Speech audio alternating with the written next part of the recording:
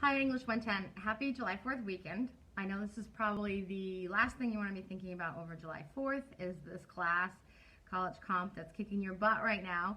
I do want to just say I hope you have a chance to relax a little bit and celebrate this weekend without too much stress about getting your essays done and the last grades you got and everything else. So I am giving you permission to take at least a day off this weekend. Hopefully you can.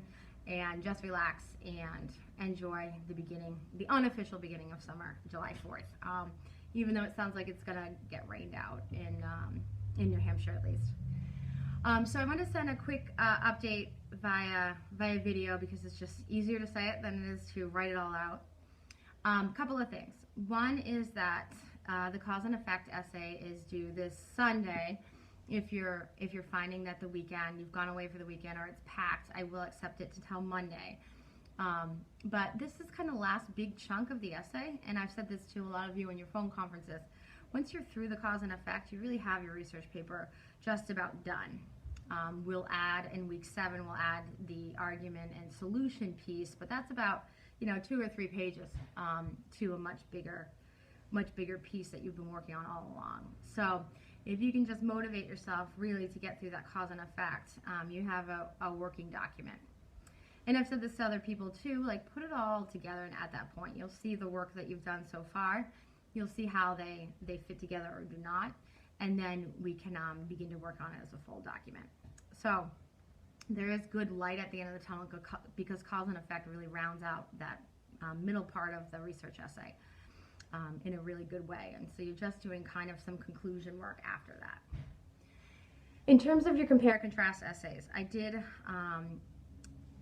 look at them and grade them in the last couple of days, and I sent you Jing videos, which is the audio you can hear. We're walking through your essay together, which I found really helpful that I could talk directly to you as I was looking at your essay. And I have to tell you the 2 major things that kept scores low in that section was, one, MLA.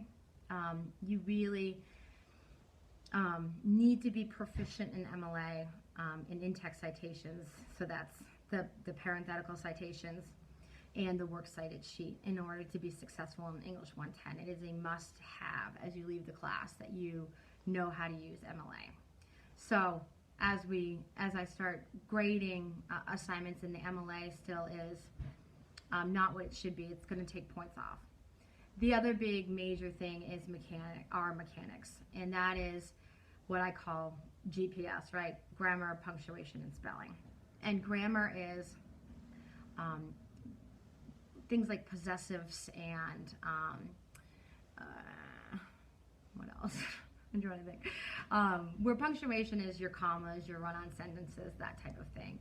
Grammar is more about misusing words, making something possessive that's not. It's about your matching your, and I've said this to a lot of you in the video, you want every sentence to match, right? And the way you know that a sentence matches and goes together is that you're looking at the subject, which is always a noun, right? So let's say your subject is the dog. You're making sure that that matches with the verb. So the dog watches TV, right, let's say. If it's plural, if that noun is plural, then it's the dogs watch TV, right? Then that verb is singular at that point. So singular and plurals often go work off each other, right? And the other major thing is that goes along with grammar. So it's your singular plurals and how you're writing your verbs. The other one is tenses, right? Academic research essays should be written in 1 tense, and tense is past, present, or future, right? Because we're talking about contemporary issues that are happening right now, and really anything you're writing right now is in the present tense. It's happening right now. You are analyzing it right now, even if it happened 50 years ago. So all your academic research essays should be written in the present tense, which is Dr. John Smith argues, or I believe. So it's all happening right now. No, I'm recording. That's my son, and I'm not stopping because I'm on a roll here. Okay, so remember present tense. Remember to check that your subjects and your verbs are matching.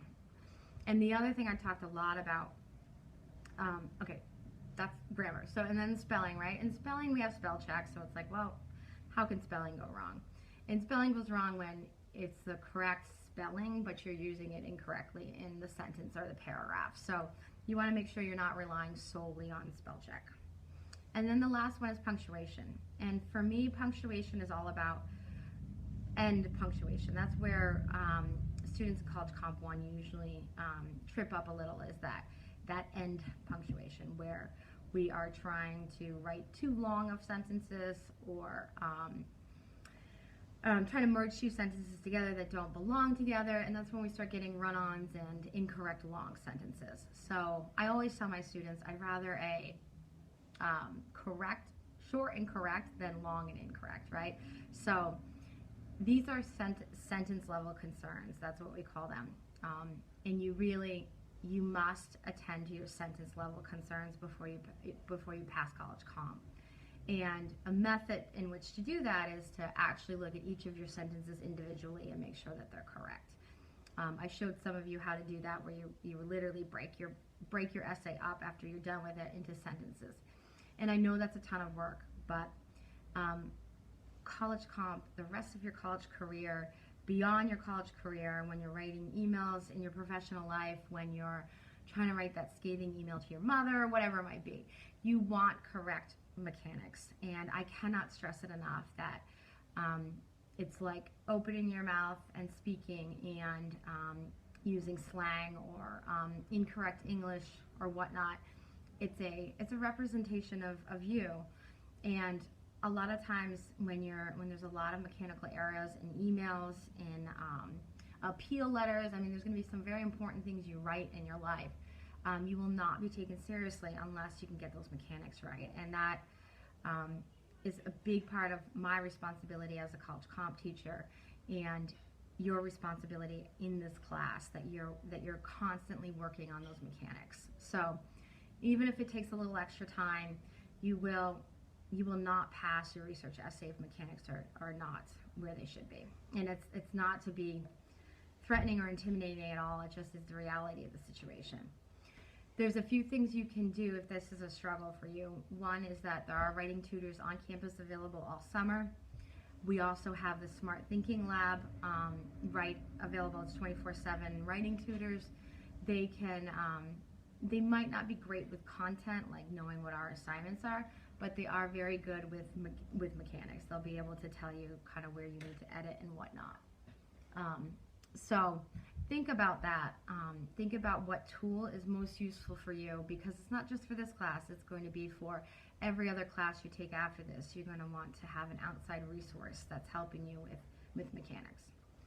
And I'm talking like every time you write an email to me, every time you do a discussion board post, every time you send a text message, literally, my text messages are grammatically correct because I know I'm always practicing writing. And the better writer we are, the better communicator, the more successful we're going to be in general in life. Okay, that's like my 4th of July motivational speech.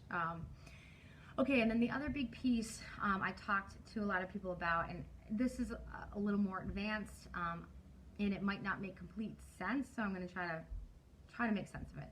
I talk a lot about academic or formal language, right? And what that means is when you're writing in an academic setting, so College Comp or psychology or wherever, the language is somewhat elevated, right? Because you are in an academic environment, you're doing academic writing, where, let's just take for instance, you're writing an email to a friend of yours. That might be a more casual tone than you're writing an email to your supervisor or boss, right? Well, consider the academic research paper as has a level of formality to it, and we have to all sort of work on writing in that type of language, in that tone. And that tone is all about kind of staying in the third person, which is being definitive in your statements. So rather than I believe or I think, or I'm trying to think of more ambiguous language. It's simply, ex-felons should have the right to vote, ex-felons should not have the right to vote. But then it's also about adjectives and verbs, right? The strength of your verbs and not overusing. Adjectives really don't have a place in academic writing, And that's kind of funny to say, but I have to take a quick break. I'll be right back.